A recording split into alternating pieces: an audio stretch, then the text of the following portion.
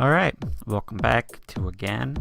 Last time, we talked to our dear old adoptive dad, or stepdad. Can you call an adopted father a stepdad? Is that a thing?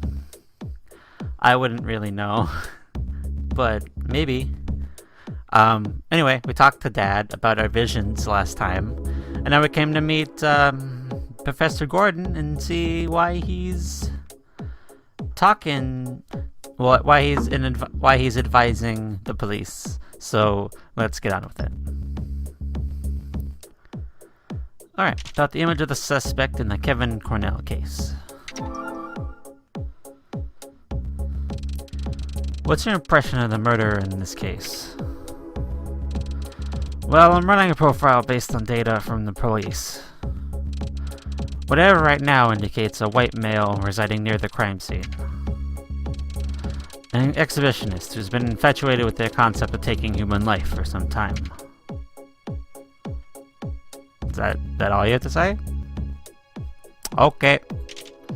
Where's it between Providence and the perpetrator? What do you think of the relationship between this criminal and Providence? The way I see it, the person who killed Kevin Cornell and sent you the letter are one and the same. But the suggestion that Providence committed this murder is highly improbable. Why is that? Whoever wrote you that letter knew of your connection to the Providence murders. You wanted to shake up the world with an illusion that Providence was back in action. I believe this murder feeds off the anxieties of others. So in short, sorry to burst your bubble by going against that hunch of yours, but it's safe to say the killer isn't Providence this time. Your feelings about this case. Let's dig into those a little bit more. Hunches are essential for any FBI agent. I've known many detectives through the years who solve cases in due part to that valuable trait. While hunches shouldn't be thrown out altogether, they shouldn't be the pillar of investigation either. If you want to get to the bottom of an unsolved case, you must rely on calm, rational thought with a healthy dose of analysis. This is my advice to you, Jay. Don't rely on hunches. Base your investigation on the facts. Okay.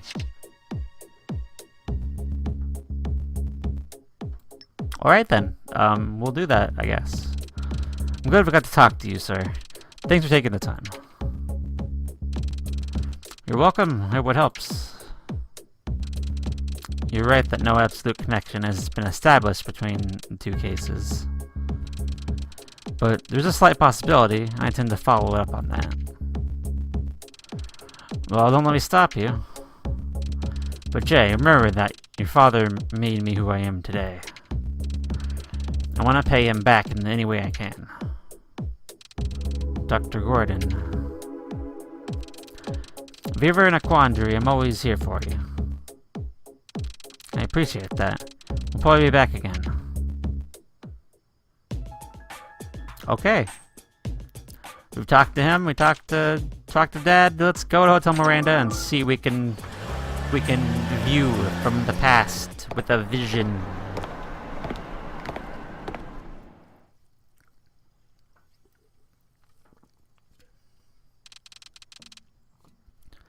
You going in alone? I better. Wait here for me, Kate. Alright.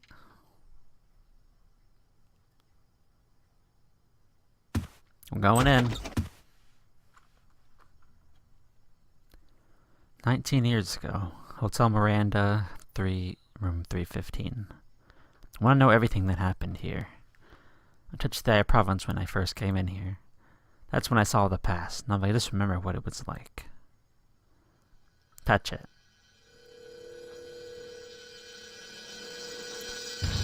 Oh. Oh, 4 cracks. Yes, this is the feeling. My vision of 4 fragments. Now I'll find the truth and differences between past and present. If I concentrate and feel my way, this power will lead me to the answer. Okay. Well,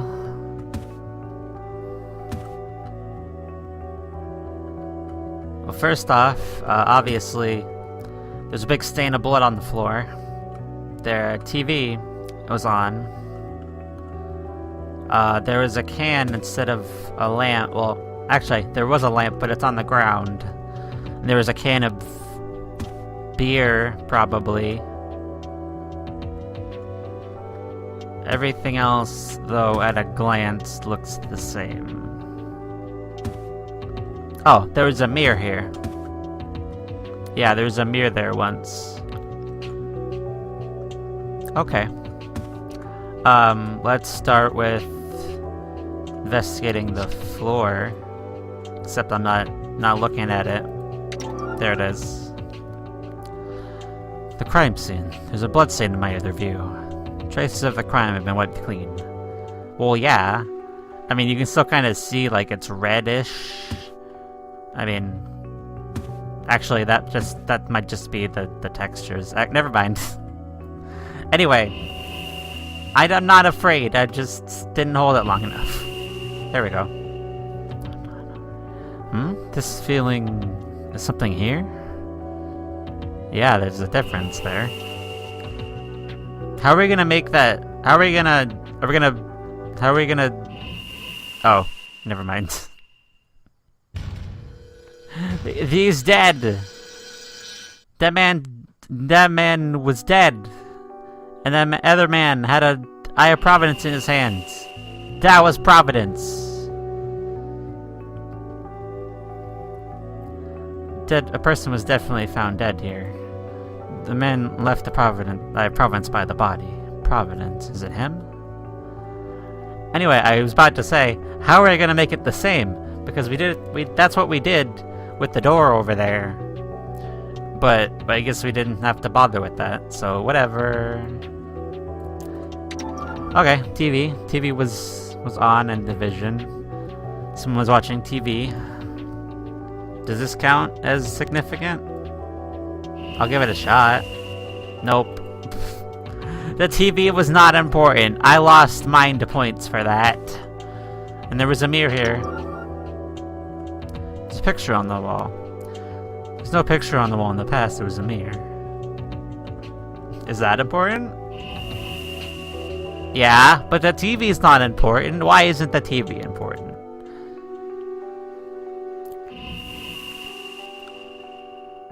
Okay, that's what was different. Oh, I don't get anything for that, though. Huh. Okay. That's fine. This lamp is on the floor. There's a table lamp. Where's the lamp after the murder? On the ground. It was knocked over. This feeling, I can see something here. Yeah, the lamp fell on the ground. Am I gonna have to put it on the ground too? What should I do with the lamp? Put it on the floor. Knock that garbage over. Make it fall. Yeah! Good. Now everything is difficult how it was in the past. Take a sit. Oh, they're having a chat. They're talking.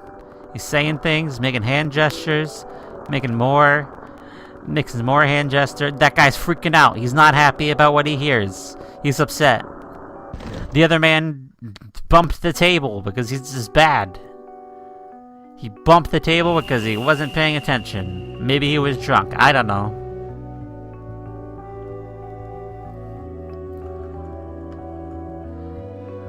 There's a man holding his head in his hands. The killer and victim were talking in the vision. The killer and the victim knew each other? There's... What is that? Side chest. Placement is the same. But there's... What is that? What is that little thing right there? Oh, I see what that is. That's That's an alarm clock. Yeah, that's what that is. There's a beer on the table. Does that matter? The naturate remote on the table. Dust scored a finer layer of dust. You don't care about the beer. Okay, never mind.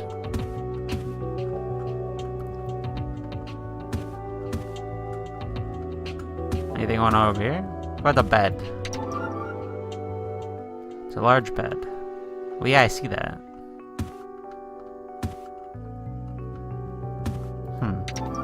What's in the chests?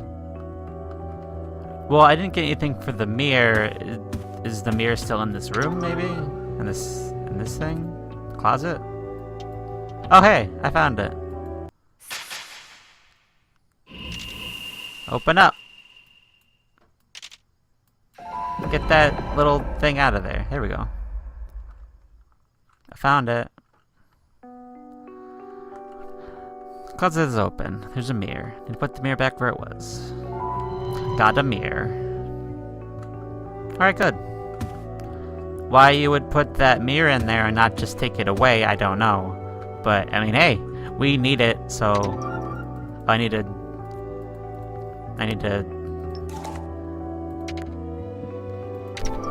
Put it there. Get that picture out of there. Put that mirror back up. Oh, look in the mirror. What do you see? Oh, you got a something. He's gonna hit him with it. He's thinking about it. He's thinking about it. He's thinking about it. Oh, he did it.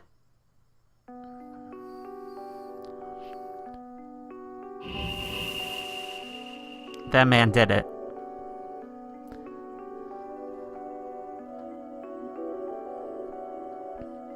I see it. The moment Sam was attacked. In front of the mirror, he's attacked behind. And then, the victim is face down, so what happened? I don't know. It sounded like to me Brown moved the body over for some reason. Huh. Well, I don't really see anything else. I mean, does the can of beer count? I mean, I'll give it a try. I guess it does. The can of beer is important. But we don't have a can of beer. This just gonna give it to us? Oh, no. No, it's not. But it's right, though, because there's a can of beer there. There's an ashtray. There's also a remote. Where am I gonna find a can of beer? I don't have a can of beer.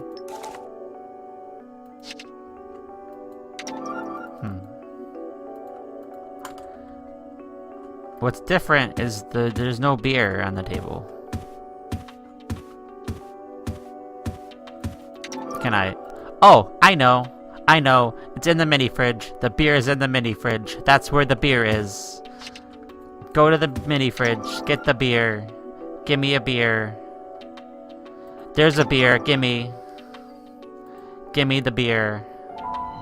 I got a beer. Put that beer on the table. I got it. Put that beer on that table right there. Bam. Trying to match the vision of the past. I placed the beer on the table. Oh. Oh, we get a real quick look at the murderer. Oh, he choked on the beer!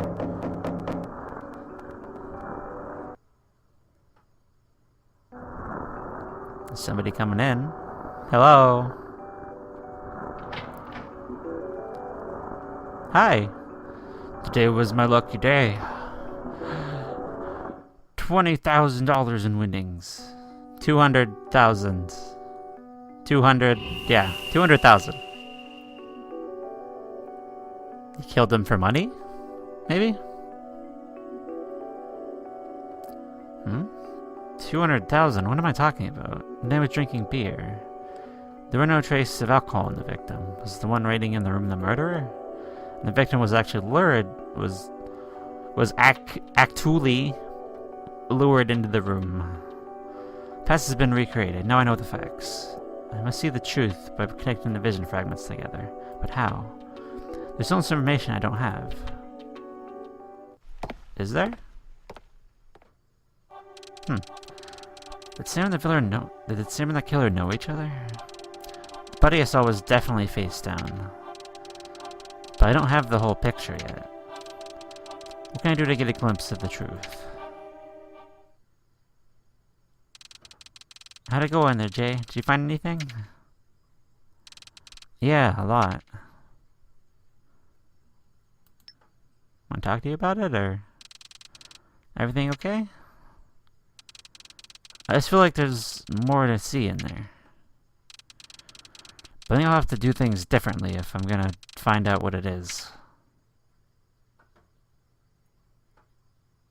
Huh.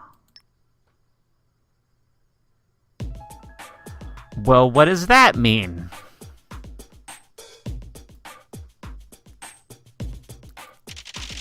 Maybe we could try the forensics again. See what,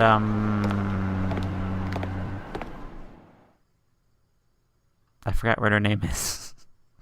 What's your name again? Working hard? Oh, Marine. That was your name.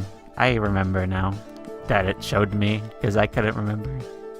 I just remember I couldn't pronounce your last name. That's all. Hey there, Kate. Has anything new turned up on the Kevin Cornell murder-side case? Not yet, I'm afraid. Alright. How about on your end? Been focusing on the hotel Miranda room where Sam Coolidge was murdered 19 years ago. But I don't have anything yet. Oh well. I've been checking into the past records myself, you know. Can you tell us what you found? Sure. Okay, what do you got for us? What do you notice after looking at the reports from the past? We looked over the file on Sam Coolidge's murder. Did you notice anything interesting? I did, actually. The file says there was no more beer in the fridge, right? That made me wonder. About what?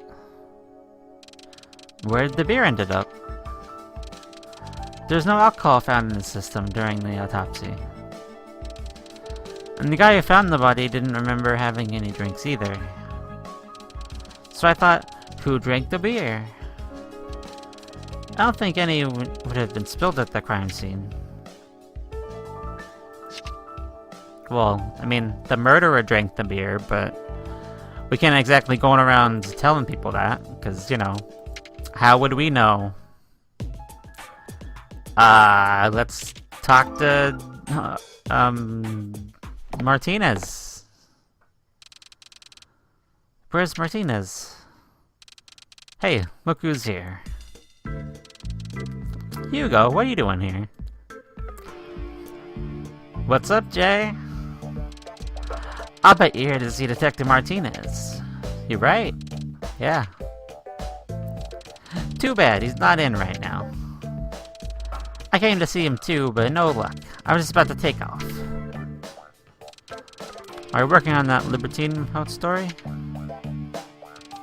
Yeah, can't stop obsessing about it. Something tells me this whole thing is just getting started. Just a hunch I've got. And, what are you obsessing about the very same case? If you got something juicy on it, let me have it, now. Nah, we don't have anything big yet. Sorry to hear that. Well, guess I'll be going then. Don't forget though, if you find something, call my cell. Scratch my back, I'll scratch yours. Bye, Kate. No Martinez, Jay. Looks like we're out of luck. Yeah, we'll have to come back later. Okay. Let's go talk to Philip Robbins again. Because we're missing something. I don't know what it is, but we're missing something. Looks like Mr. Robbins isn't here. I'll try back later. Okay, he's not here. Never mind. Let's go talk to the other dude then. This dude. They live like right down the street. Is he here? Be nice if Alfred could remember something. We'll have to refresh his memory. Probably. He's here. You two again. Sorry for barging in like that yesterday. Understand you want to forget about that day. But we need your help to get this thing solved. Is there something you don't want to get out? What the hell's that supposed to mean? Show a little respect, huh? Alright, let's hear what you got to say then. Maybe something about the victim Sam Coolidge. Or what the hotel was like after he was killed. Alright. About Sam Coolidge. What kind of guy was Sam Coolidge? We're not exactly what you'd call best pals, okay? But we worked the same front at night together a few times. Sam wasn't a bad guy, but he'd tell stories and make himself sound like some kind of big shot.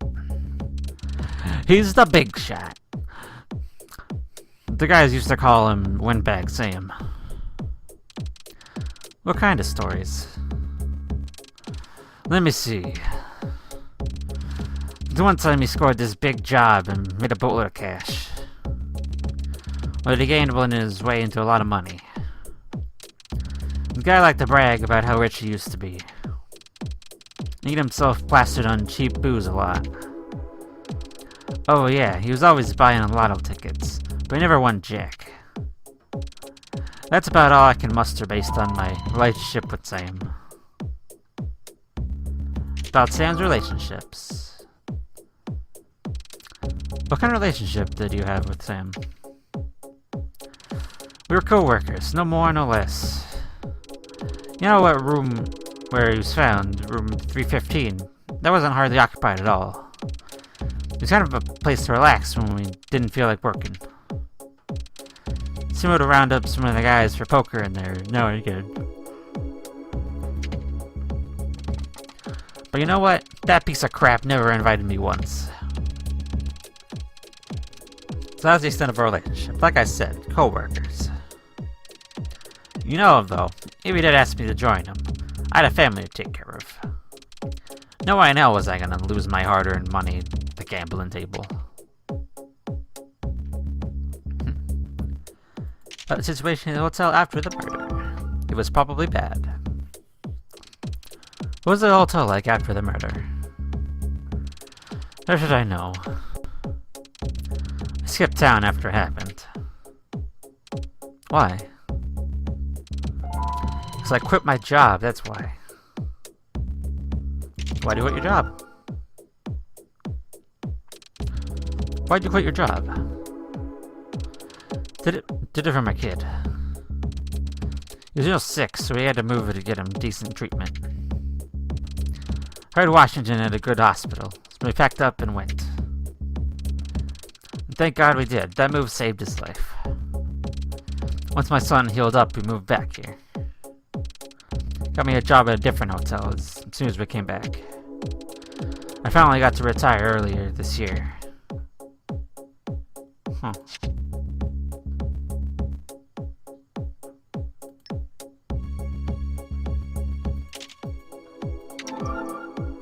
Can I tell you the case file? Assume what happened to Sam. Huh. Interesting. Thanks for opening up, Mr. Brown. Don't mention it. But I'm done with you people now.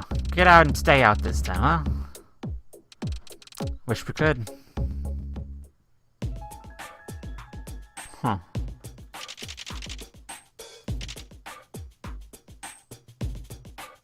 Back to the office.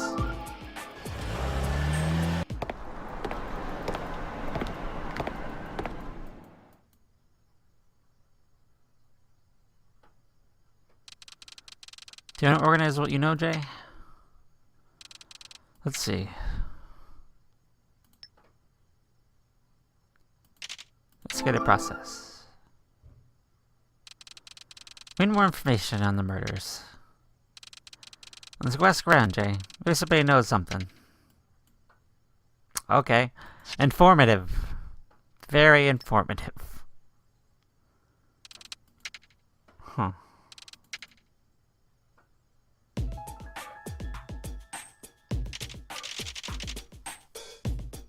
We can go back to Hotel Miranda, because we're missing something, but just what, I don't know.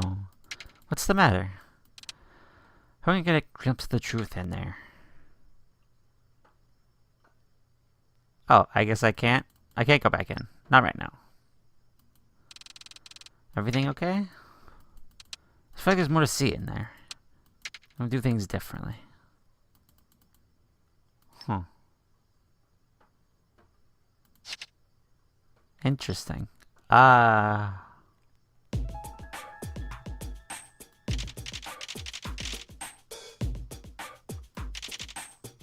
Let's go talk to the boss.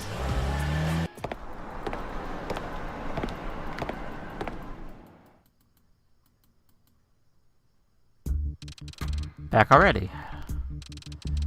No time to waste on this. Go out and take up some clues. Okay, fine.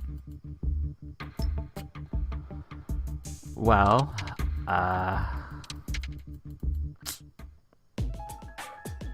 we can go try Robbins again. Wonder if Miss Robbins is home. That's gonna be more questions about the crime. He is home now, okay. You folks again. Miss Robbins, we'd like to ask you some more questions about the old cases.